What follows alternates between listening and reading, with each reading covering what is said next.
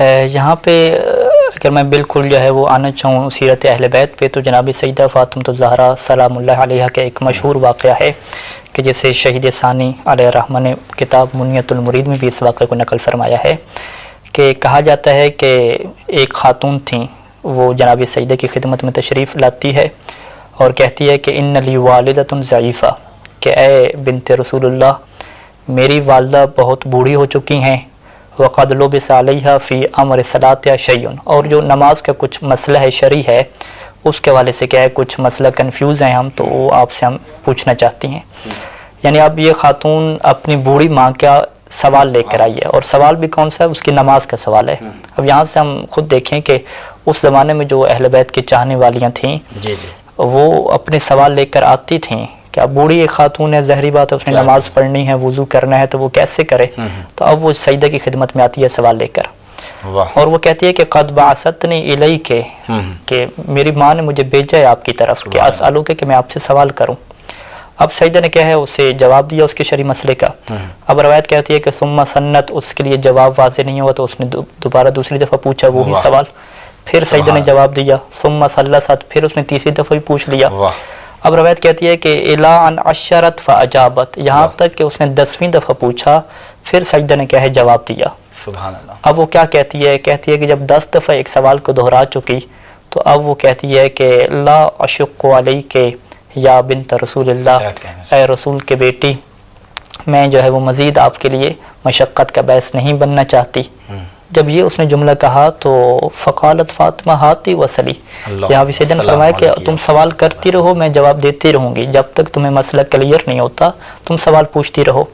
پھر جناب سیدہ نے اس کو سمجھایا۔ اب یہ جو جناب سیدہ کے الفاظ ہیں، اسی سے ہم اس چیز کی اہمیت کا اندازہ لگائیں گے کہ جو بندہ کسی کو دینی مسئلہ سکھاتا ہے، اگر سمجھ نہیں آتا تو بار بار اس کے سوال کرنے پہ اسے بتلاتا ہے، اور پھر اگر وہ شرمندہ ہو جائے تو اسے کہتے ہیں نہیں تم پوچھو، انشاءاللہ میری طرف سے کوئی تھکاوٹ نہیں ہے۔ تو سیدہ اسے ایک مثال دیتی ہیں، سیدہ اسے سوال کرتی ہیں کہ ارأیت، تم کیا دیکھتی ہو، تمہارا کیا خیال ہے اس بندے کے بارے میں کہ جسے ایک دن جو ہے وہ کرائے پہ لیا جائے، اور اس کی ذمہ داری کیا ہو کہ یہ وزن اس نے اٹھا کے چھت پہ رکھنا ہو، ایک دن کا اس کا کام ہو۔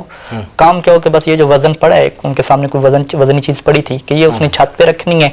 اور وَقِرَاؤُهُ مِئَةُ أَلْفِ دینار، اس کو جو کرایہ اور اجرت دی جائے گی 100,000 دینار، یعنی اس زمانے کے جو سونے کے سکے ہیں 1,00,000 سکے، 1,00,000 جو سونے کے سکے ہیں، اب ایک تولہ آج کہاں پہنچ گیا ہے، تو اب 1,00,000 اس سے سونے کے سکے مل رہے ہیں کہ جو آج کئی لاکھ روپے بن جائیں گے۔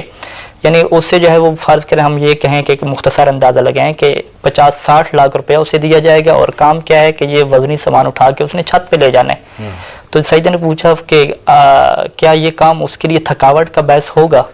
تو فقالت لا اشق علیک، تو اس نے کہا کہ اس میں تو کیا مشقت ہے، وہ تو خوشی سے آئے گا یہ کام کرے گا، اس میں وہ ذرا بھی نہیں تھکے گا۔ تو پھر سیدہ نے فرمایا کہ اقتریت انا لکل مسئلۃ، کہ جب تم ہر دفعہ سوال کرتی ہو تو تم جانتی ہو کہ مجھے کتنا اجر دیا جا رہا ہے۔ پھر سیدہ نے وہ اجر بتانا شروع کیا، کہا کہ مجھے ہر سوال کے بدلے میں بے اکثر من، اس سے زیادہ دیا جا رہا ہے۔ کس سے زیادہ؟ کہا کہ ما بین الثری الی العرش، کہ جو زمین سے لے کر آسمان تک نہیں بلکہ عرش الہی تک، زمین سے لے کر عرش الہی تک اگر ساری فضا کو بھر دیا جائے، کس سے بھر دیا جائے؟ سونا بھی نہیں کہا، چاندی بھی نہیں کہا، بلکہ فرمایا لؤلؤا، ہیرے اور جواہرات سے، موتیوں سے، جو سب سے قیمتی چیز ہے، اگر زمین سے لے کر عرش الہی تک تمام فضا کو موتیوں سے بھر دیا جائے تو بے اکثر، اس سے زیادہ مجھے ہر سوال کے بدلے میں ثواب مل رہا ہے۔ سبحان اللہ۔